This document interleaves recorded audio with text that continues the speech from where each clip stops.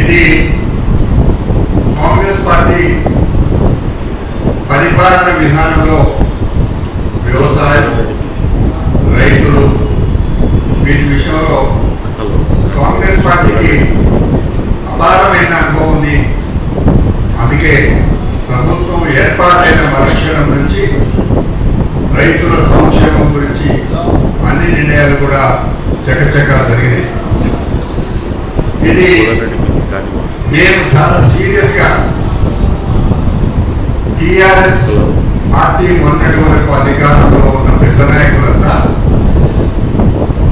బిందెలు మేడలకి మాట్లాడుతున్నారు. ఎంత దారుణంగా దిగదారి మాట్లాడుతున్నారంటే పొద్దున వాళ్ళకి సంబంధించిన టీవీ ఛానల్లో చూస్తే కృత్రిమంగా చెప్పుల లైన్ పెట్టింది. ఆ చెప్పులు చూస్తే బాటా కంపెనీలో పెట్టుకుంటుండే లైన్గా అట్లాంటివన్నీ కూడా సమకూర్చి ఫోటోలు తీసి రైతులు పడిగాపులు కాస్తున్నట్టుగా చిత్రీకరించి కృత్రిమంగా ఈ కార్యక్రమాలని చేస్తున్నారు.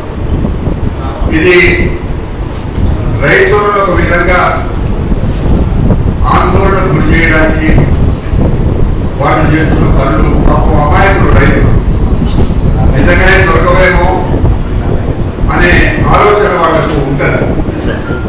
దానికి ఒక ప్రతిపక్ష పార్టీగా అన్ని వివరాలు తెలుసుకొని వాళ్ళకు సహాయపడే విధంగా ఉండాల్సింది పోయి రాజకీయం చేసుకుంటున్నారు.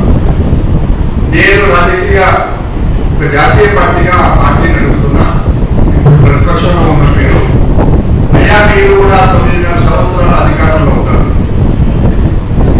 మాటి రైతుల విషయంలో ముసలి కన్నీరు రాస్తున్నారు. ఒక్కసారి గుర్తు చేస్తున్నా, రైతులను అన్ని రకాలుగా కాస్తుంటున్నారు. ఒక లెక్క మరణంగా సాగర నిర్మాణం విషయంలో ఆ రైతులు మేము భూములు ఇవ్వము, సారవంతమైన భూములు 2 పంటలు పడతాయి అని అన్నప్పుడు ప్రతిపక్షంగా మేము ఆ గ్రామాలను తిరిగి రైతాంగంతో కలిసి ప్రభుత్వానికి రిక్వెస్ట్ చేసినాం. ఒకవేళ నిజంగానే మీకు చిత్తశుద్ధి ఉంటే భూసేకరణ చట్టం ప్రకారంగా వాళ్ళకి ఇవ్వాలి, వాళ్ళకి ఆ గ్రామాలలో పోయిన ఇళ్ల నిర్మాణం జరగాలి, ఇవన్నీ కూడా చట్టం ప్రకారంగా చేయండి అని చెప్పినాం. కానీ ఎన్నడూ రాజకీయం చేసుకోలేదు. ఖమ్మంలో రైతులు, మిర్చి రైతులంతా మాకు న్యాయమైన ధర రాలేదు, నిన్న ఉన్న ధర ఈ రోజు లేదు అని రైతులు ఎవరిని అడిగారు? మార్కెట్ కమిటీలో ఉన్న అధికారిని అడగడానికి పోయారు. వాళ్ళ మీద అక్రమ కేసులు పెట్టి బేడీలు వేసింది. ఇప్పటి వరకు కూడా ఇంకా కేసులు కొనసాగుతూనే ఉన్నాయి.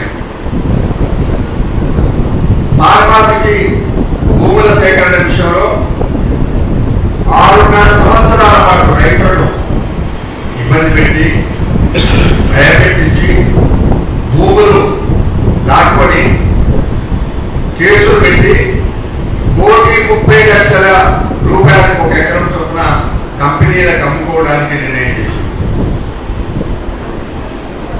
అంతేకాదు ఆనాడు ఇందిరాగాంధీ ఇచ్చిన భూములు, అసైన్మెంట్ భూములు, పేదలు వాళ్ళ కాళ్ళ మీద వాళ్ళు నిలబడాలని మిగులు భూములని పంపకం చేస్తే మీరు చేసిన నిర్వాహకం హైదరాబాద్ చుట్టుపక్కల ఆనాడు ఇందిరాగాంధీ కార్యక్రమంలో ఇచ్చిన కాంగ్రెస్ ఇచ్చిన భూములని కూడా ఎకరానికి 300 గజాలు 400 గజాలు ఇచ్చి కాస్ట్లీ భూములు 30 కోట్లు 40 కోట్ల ఎకరాల భూమిని మీరు ఫ్లాట్ చేసి మేలు మీద అమ్ముకున్నారు.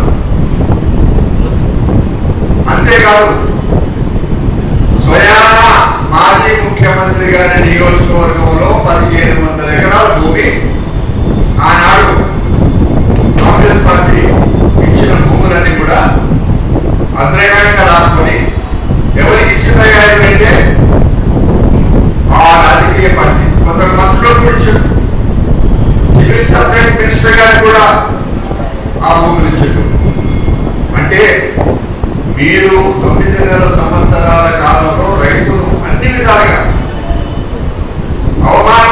కాదు, బలవంతంగా భూములు నాటుకోవడమే కాదు, మీరు సొమ్ము చేసుకున్న